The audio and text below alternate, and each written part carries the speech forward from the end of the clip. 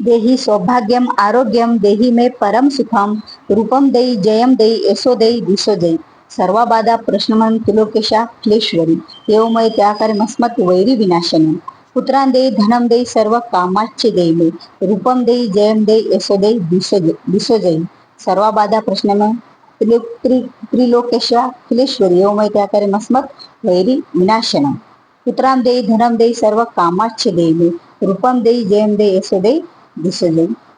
श्री स्वामी समर्थ. नवरात्रीमध्ये घटस्थापनेला जेवढं महत्व आहे तेवढंच अखंड दिवा प्रज्वलित करण्याला सुद्धा आहे. कारण अखंड दिवा नवरात्रीमध्ये ज्या घरामध्ये असतो त्या घरामध्ये सूक्ष्म रूपाने देवीचा वास आणि निवास राहत असतो. कारण ज्या काही पूजा सेवा उपासना करतो त्यात महत्वाची सेवा म्हणजे अखंड दिवा प्रज्वलित करणे हा सुद्धा आहे. मग हा अखंड दिवा प्रज्वलित कसा करायचा? अखंड दिवा प्रज्वलित करताना कुठल्या गोष्टीची काळजी घ्यायची? जर दिवा शांत झाला तर दिव्याला काजळी आली तर आपण काय करायचं? कसं त्या आपल्याकडून चूक झाली त्याची माफी मागायची आणि काजळी आल्याच्या नंतर ती काजळी कशी काढायची या सर्व गोष्टी आपण या व्हिडिओमध्ये जाणून घेणार आहोत. त्यामुळे व्हिडिओ हा नक्कीच संपूर्ण बघा. ज्या वेळेला नवरात्रीमध्ये आपण घटस्थापना करतो त्यावेळेला आपल्याला एक दिवा सुद्धा देवीच्या समोर प्रज्वलित करायचा असतो. अगोदर एक मुख्य गोष्ट म्हणजे दिवा प्रज्वलित आपण कोणत्या दिशेला करायला हवा? बघा, तेलाचा दिवा असेल तर आपण देवीच्या म्हणजे देवाच्या डाव्या बाजूला आणि तुपाचा दिवा असेल तर देवाच्या उजव्या बाजूला. मग अशाच ठिकाणी देवासाठी एक वेगळा पाट किंवा चौरंग टाका दिव्यासाठी आणि त्यावर लाल वस्त्र टाका. कारण लाल रंग हा देवीला आवडता आहे. नवरात्रीमध्ये विशेष असं या लाल रंगाला महत्व आहे. मग हा लाल रंगाचा दिवा, मग तुम्ही जर तुपाचा दिवा लावणार असाल अखंड तर तुम्ही देवाच्या पूर्वेकडून आणि जर तुम्ही तेलाचा दिवा लावणार असाल अखंड तर तुम्ही देवाच्या डाव्या बाजूला प्रज्वलित करा. आता दिवा प्रज्वलित करायचं म्हटलं तर आपल्याला दिव्याच्या खाली एक असं लाल कपड्यावर आपल्याला अष्टदल काढून घ्यायचं आहे. आता अष्टदल काढताना पहिल्या प्रथम अष्टदल कसं काढायचे सोप्या पद्धतीत मी तुम्हाला सांगत आहे. तर अगोदर आपल्याला अधिकचं चिन्ह तयार करून घ्यायचं. त्यानंतर त्या अधिकच्या चिन्हाच्या मध्यभागी आपल्याला रेषा ओढायच्या. म्हणजे अधिकच्या चिन्हाच्या 4 रेषा आणि ह्या 4 रेषा एकूण किती झाल्या? 8 रेषा. आणि या 8 रेषाद्वारे आपल्याला अष्टदल तयार करायचं आहे. आता हे अष्टदल तुम्ही देवीला दिवा प्रज्वलित करण्यासाठी करत आहात. त्यामुळे हे जे अष्टदल काढत आहेत तेव्हा ओम महालक्ष्मीच विद्महे विष्णू पत्नीच धीमहि तन्नो लक्ष्मी प्रचोदयात हा मंत्र म्हणा किंवा 99 मंत्र म्हणा, जो की नवरात्रामध्ये देवीचा आवडता हा 99 मंत्र. ओम ऐं ह्रीं क्लीं चामुंडाई विच्चे हा जरी मंत्र तुम्ही म्हटला तरीही चालेल. आता ह्या अष्टदलाला आपल्याला काय करायचं आहे? पाकळ्या करायच्या आहेत. तर ह्या पाकळ्या आपण असे एकमेकाला ज्या 8 रेषा काढलेल्या आहेत त्या जोडून आपल्याला तयार करायच्या आहेत. कारण बघा, अष्टदल काढा पण अष्टदल कसं काढावे? कारण अष्टदल चुकीचं आपल्याकडून नाही झालं पाहिजे. कारण त्यावर आपला अखंड दिवा राहणार आहे. त्यामुळे अष्टदल सुद्धा आपल्याला न चुकता व्यवस्थित 8 पाकळ्या फुलांच्या अष्टदलमध्ये फुलांच्या 8 पाकळ्या असं तयार करून आपल्याला ते अष्टदल काढायचं आहे. बघा, हे अष्टदल आपलं 8 पाकळ्यांचं तयार झालेलं आहे. मग त्याला थोडं आपण व्यवस्थित करून घ्यायचं. कारण 9 दिवस हा दिवा प्रज्वलित आपल्या घरात अखंड राहणार आहे आणि त्यामुळे आपल्याला विशेष त्याची काळजी घ्यावीच लागणार आहे. मग हे अष्टदल आपण काढून घेतलं, त्याला व्यवस्थित करून घेतलं आणि मनातल्या मनात नामस्मरण देवीचं सतत सुरू राहू द्यायचं. कारण बघा, घटस्थापनाच्या काळामध्ये ज्या वेळेला आपण सर्व पूजा काही उपासना करू त्यावेळेला पूजा करताना आपल्याला सतत देवीच्या नामस्मरणाची देवीचा जप करण्याची ही गरज असते.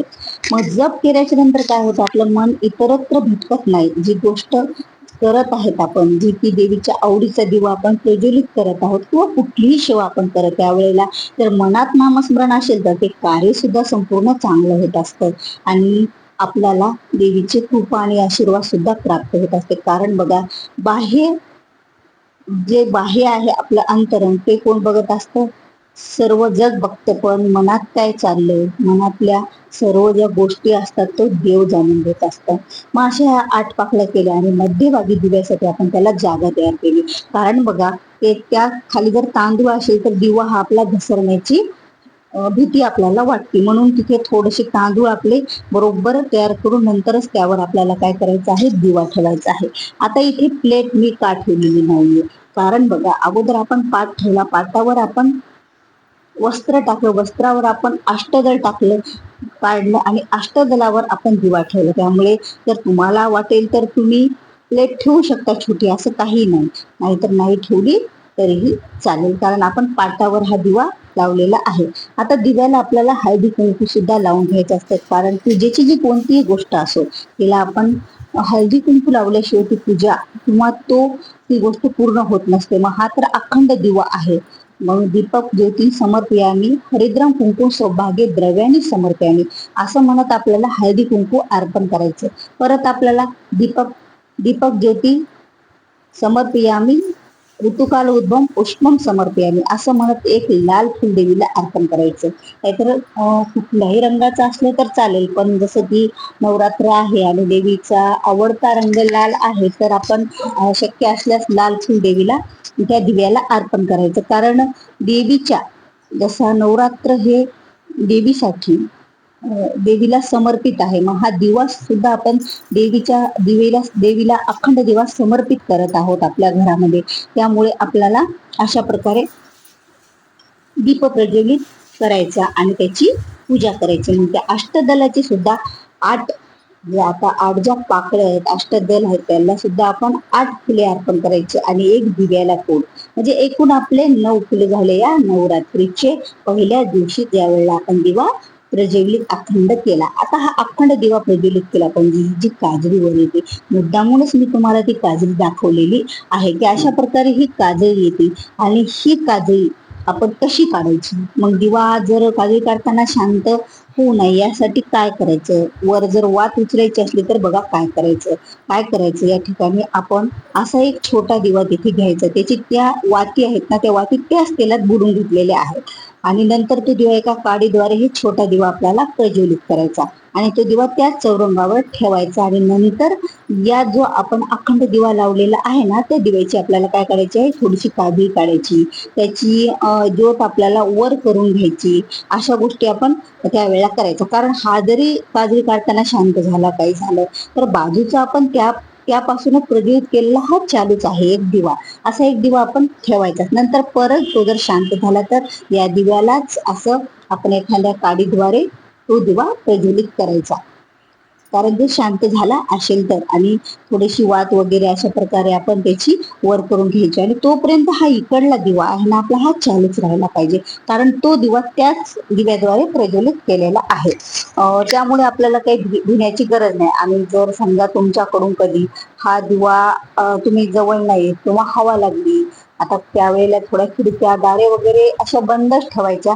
कारण कसं असतं बघा, दिवा आपल्याला शांत होऊ द्यायचा नाही, त्यामुळे थोडी विशेष काळजी घ्यायची. फॅन वगैरे हवेपासून आपल्याला लांबच ठेवायचा आहे. आणि जो हा छोटा दिवा आहे, जो आपण प्रज्वलित केलेला होता, तो दिवा दिव्याला व्यवस्थित करेपर्यंत तो दिवा आपण देवघरात देवासमोर ठेवून द्यायचा, जोपर्यंत तो शांत होत नाही तोपर्यंत. मग त्याला आपल्याला अखंड ठेवण्याची गरज अशी काही नाही आपण, कारण आता तो आपला पहिला आहे तो अखंडच चालू आहे. आणि ज्या वेळेला तो दिवा आपण शांत होऊ द्यायचा नाही, हा दिवा जो अखंड आहे तो, तर त्यामुळे आपण थोडी हवेची काळजी घ्यायची. हवा कुठून लागते का आपल्याला त्या दिव्याला, काही होतं का, ही काळजी विशेष आपल्याला घ्यायची. आणि दिवा ज्या वेळेला आपला प्रज्वलित झालेला आहे आणि त्यानंतर आता दिवा प्रज्वलित झाला, त्याची पूजा केली, मग अष्टदलांची पण आपण काय करायची, पूजा करून घ्यायची आहे. कारण अगोदर केली तरीही चालेल आणि नंतर केली तरीही चालेल, काही हरकत नाही. कारण अगोदर तर आपण त्यामध्ये थोडं हळदी कुंकू टाकूनच घेतलेलं आहे. त्या व्हाईट कलरच्या आपल्या तांदळामध्ये व्हाईट कलर त्याचा पांढरा असल्यामुळे. आणि जेणेकरून जर तुमच्यासाठी दिवा कधी शांत झाला, म्हणजे आपल्याकडून म्हणजे नाही की कधी रात्री शांत झाला हवेनं, मग आपण सकाळी बघितला, मग आपल्याला घाबरायची काहीही गरज नाही. आपण त्या दिवशी रात्री विष्णू सहस्त्रनाम आपण म्हणायचं, कारण विष्णू सहस्त्रनाम हे आपल्या चुकांची माफी देणारे असतं. आपण ती देवीला माफी मागितल्यासारखं होतं. त्यामुळे जर असं काही झालं, अचानक दिवा शांत झाला, तुम्हाला माहित नाही, तर रात्री आपण झोपण्याच्या अगोदर विष्णू सहस्त्रनाम म्हणायचं. आणि अशा प्रकारे आपल्या घरामध्ये अखंड दिवा. आपण इथेही नंदादीप लावलेली आहे, पण ज्या वेळेला आपण जर समई किंवा एकमुखी दिवा लावणार असाल, तर त्याची ज्योत जर तुम्ही पूर्वेकडे कराल, तर आपल्या घरातील सर्वांचं आरोग्य हे चांगलं राहतं. जर त्या दिव्याची ज्योत तुम्ही उत्तरेकडे कराल, तर आपल्या घरात भरपूर आपल्याला लक्ष्मी प्राप्ती होत असते. आणि जर दक्षिणेकडे हा तर पित्रासाठी करतात, म्हणून दक्षिणेकडे चालणारच नाही. पश्चिमेकडे जर त्या दिव्याचं तोंड असेल, तर आपल्या घरात धनहानी होत असते. मग अशा प्रकारे जर तुम्ही समई वगैरे लावणार असाल, तर पूर्व किंवा उत्तर दिशा निवडा. पण ज्या वेळेला आपण ही जे काही इथं नंदादीप लावलेली आहे, ही नंदादीपचं तोंड हे वरच्या दिशेला असतं, म्हणजे दाही दिशाला पसरते. जसं की आकाश, पृथ्वी आणि ज्या आपल्या मुख्य 4 दिशा आणि उपमुख्य ज्या 8 दिशा आहेत, पूर्व, पश्चिम, दक्षिण, उत्तर, ईशान्य, नैऋत्य, वायव्य आणि ईशान्य, अशा ज्या दिशा आहेत आपल्या आग्नेय, अशा 8 आणि पृथ्वी आणि आकाश, अशा एकूण 10 दिशाला या दिव्याचा आपला काय पडतो, प्रकाश पडतो. म्हणून हा दिवा आपल्याला सर्व काही फळ देणारा असतो. म्हणून शक्यतो आपल्याला तोपर्यंत नवरात्रीमध्ये आपण हा दिवा नंदादीप जरी लावली तरीही चालेल. जर तुम्ही दिवा लावत असाल, तर पूर्वेकडे किंवा पश्चिमेकडे तोंड करून हा दिवा आपल्याला समई आपण लावू शकतो. तर अशा प्रकारे आपल्याला दिवा प्रज्वलित आपल्या घटस्थापनेच्या समोर करायचं आहे. तर व्हिडिओ आवडल्यास व्हिडिओला लाईक करा, जास्तीत जास्त शेअर करा, सर्वांपर्यंत माहिती पोहोचा आणि चॅनलवर जर नवीन असेल तर चॅनेलला सबस्क्राईब करा. श्री स्वामी समर्थ.